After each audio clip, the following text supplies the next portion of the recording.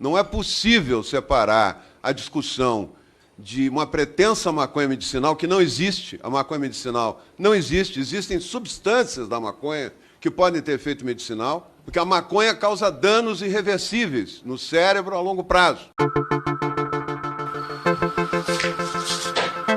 The best way to take it is put it under your tongue and rub it with your chin.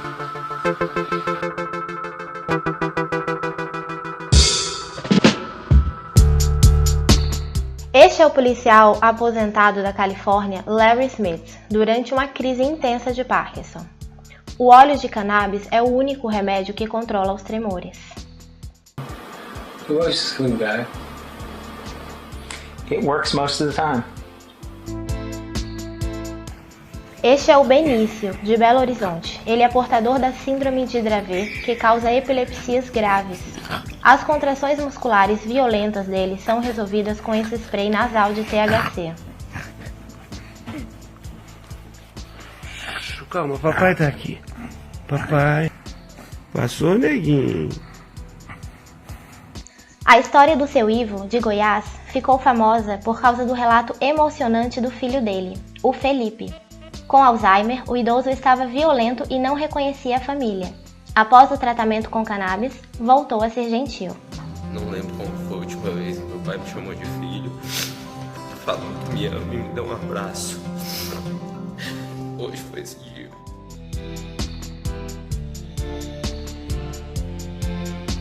A cannabis é uma medicina desde a pré-história. A primeira descrição para fins medicinais foi em 2700 a.C. pelo imperador chinês Shen Neng, que usava a planta para dores articulares. De Matéria Médica, do Pedânio Dioscórides, é o primeiro livro de farmacologia escrito no ano 70 d.C. O livro lista centenas de plantas medicinais, entre elas a cannabis, descrita como eficaz contra dores articulares e inflamações. Foi na forma de velas e cordas dos navios de Pedro Álvares Cabral que a cannabis chega ao Brasil como cânhamo. Desde o descobrimento, foi usada por negros e brancos como medicina e produtos têxteis, além de uma droga social.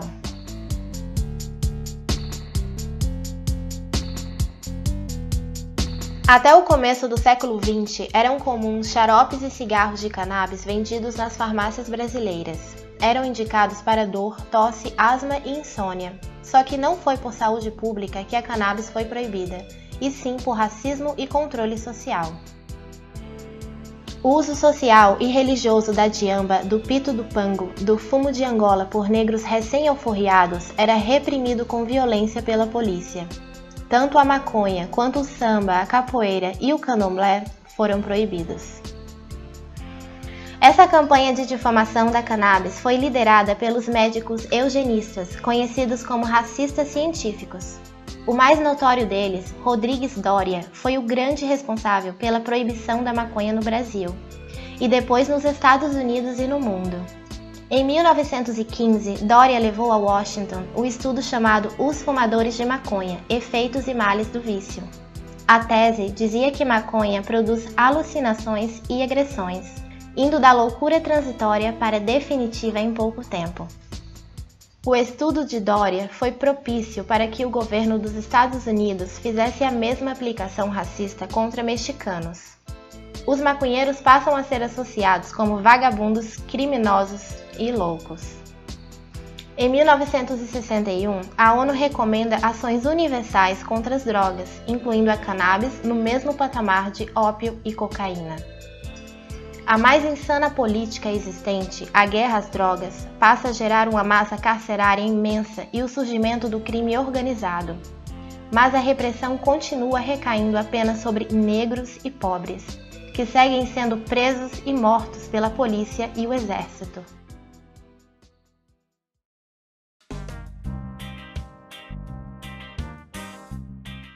Nos anos 60, pesquisadores na Universidade Hebraica de Jerusalém, liderados pelo Dr. Rafael Mechoulam, começam estudos científicos pioneiros sobre a cannabis. É Mechoulam quem isola pela primeira vez o THC e o CBD. Em 1980, os estudos da cannabis chegam ao Brasil com o Dr. Elisaldo Carlini, da Unifesp. Uma pesquisa de Carline Michulan sobre epilepsia refratária mostra como o CBD auxilia no controle das convulsões. Em 88, a neurocientista Ellen Hollett identificou receptores no cérebro que respondiam ao THC. Aí começava uma nova revolução médica, a descoberta do sistema endocannabinoide. Esse sistema é formado pelos receptores CB1 no sistema nervoso e o CB2 no imunológico. Eles são ativados por canabinoides externos que estão nas plantas e os endógenos produzidos internamente. Sim, o nosso corpo produz maconha, até mesmo o do ministro Osmar Terra. Porque a maconha causa danos irreversíveis no cérebro a longo prazo. A função do sistema endocannabinoide é manter a estabilidade de todos os outros sistemas corporais, através da homeostase. É por isso que a cannabis trata tantas doenças. Não há receptores nos centros cardíacos e respiratórios, por isso nunca foi registrada uma morte por overdose de cannabis. E hoje se sabe que a planta não mata neurônios, isso é um mito, mas ajuda no combate de células cancerígenas. They found that cannabidiol blocks the activity of a compound which is formed by the tumor. The compound is called ID1, and this compound is important in allowing the progression of the cancer. A partir dos anos 90, o plantio de cannabis para fins medicinais volta a ser legalizado em países desenvolvidos, além de dezenas de estados norte-americanos. Em dezembro de 2019, a Anvisa aprovou a venda de remédios à base de maconha nas farmácias do Brasil, mas proibiu o plantio em solo nacional, após forte pressão do governo federal. Adotamos uma política colonizada, ou seja, empresas estrangeiras gerarão emprego, renda, impostos em seus países através dos produtos vendidos aqui no Brasil. E nós brasileiros seremos impedidos de plantar em casa. Então não mudou nada, né? O Brasil continua sendo um país onde não é permitido o plantio de maconha a título de remédio. Durante o processo da cannabis na Anvisa, Osmar Terra difamou o então presidente William Dibby. Disse que o presidente estava atendendo o lobby da indústria da maconha. Numa atitude antidemocrática, sugeriu inclusive fechar a agência.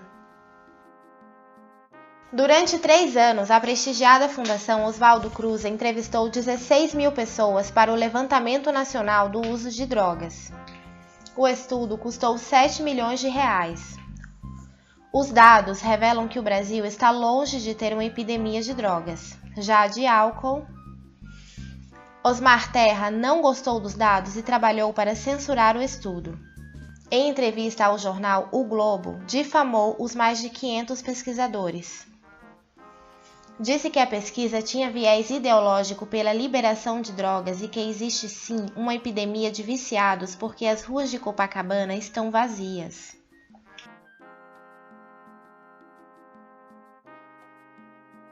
Essa é a comissão da Câmara dos Deputados que vai votar o projeto de lei que prevê a venda de remédios à base de cannabis. O texto já recebeu uma emenda para o plantio. Numa das audiências, Osmar Terra alegou sem provas que os deputados têm a estratégia oculta de liberar as drogas. Se esconder atrás da estratégia da maconha medicinal é uma estratégia política.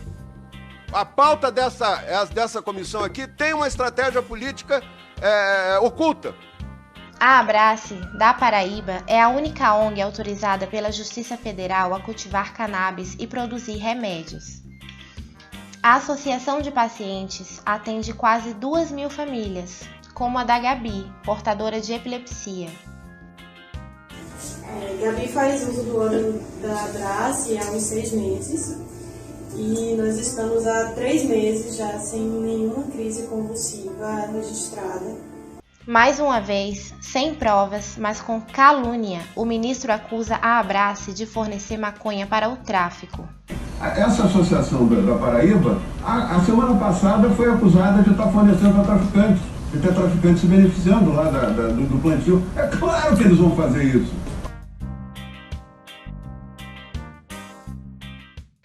Osmar Terra acusa pessoas envolvidas com a cannabis medicinal de estarem atendendo um suposto lobby para liberar a venda de drogas no Brasil. Aqui ele difama o neurocirurgião Dr. Pedro Pierro Neto, prescritor pioneiro de CBD no Brasil. O ministro alega que o médico quer lucrar com o consumo de maconha. Esse suposto lobby é especulação. O que não é especulação é que em 2010 a maior doadora da campanha do político foi a Interfarma, a Associação da Indústria Farmacêutica. Essa entidade não tem interesse na cannabis, já que vender opioides que viciam e matam dá mais lucro. Na eleição seguinte, recebeu doações da Odebrecht, JBS e do Bradesco. Por que este lobby pode, ministro?